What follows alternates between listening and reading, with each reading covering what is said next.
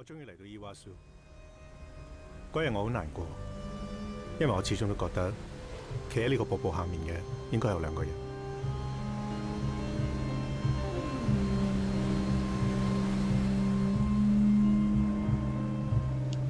« 1997, année de rétrocession de Hong Kong à la Chine par le Royaume-Uni.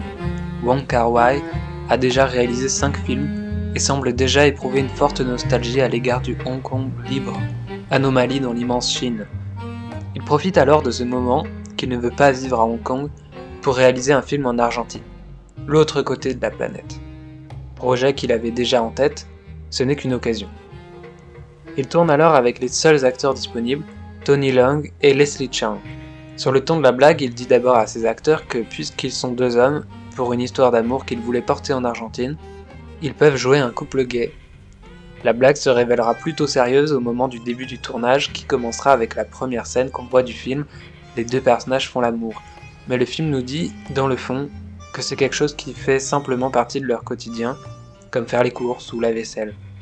Happy Together, c'est l'histoire d'amour de ces deux êtres qui se font souffrir, mais qui ne peuvent pas être séparés.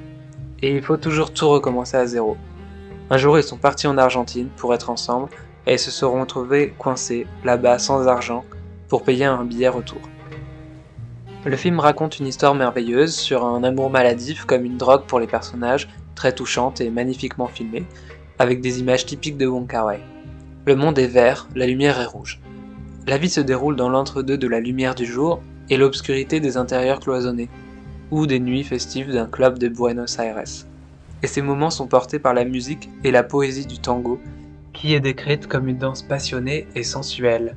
Je crois que Wong Kar-wai est un de mes réalisateurs préférés, notamment parce qu'il incarne ce genre d'artiste qui se revisite dans chaque film, tout en apportant des éléments nouveaux, comme des indices qu'on découvre après avoir lu un livre pour la deuxième fois. C'est ce qui fait qu'on a l'impression de relire le monde différemment après avoir vu ce genre de film. J'aime beaucoup Happy Together pour son côté passionnel, l'histoire et l'atmosphère qui, dans tous les films de ce réalisateur, est particulièrement envoûtante, mais ce que je préfère, c'est la sensation d'être de retour dans une dimension parallèle que je connais et qui se redéploie sur l'écran.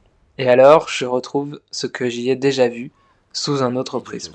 Wong Kar-wai est probablement l'un des grands spécialistes de ça. 这里是美洲大陆南面的最后一个灯塔，再过去就是南极。